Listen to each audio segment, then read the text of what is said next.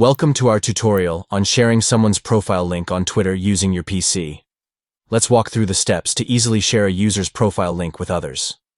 To begin, open Twitter on your PC and navigate to the profile of the user whose link you want to share. Next, locate the three-dot icon positioned under the user's profile picture. Click on the icon to reveal additional options.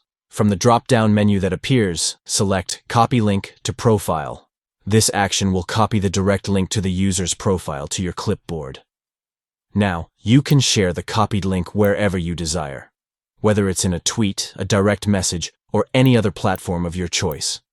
By following these simple steps, you can effortlessly obtain and share someone's profile link on Twitter using your PC. This feature enables you to easily connect others with specific profiles and share user information seamlessly.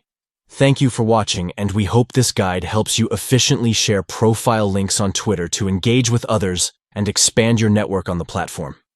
Start sharing profile links today to connect with users and amplify your interactions on Twitter.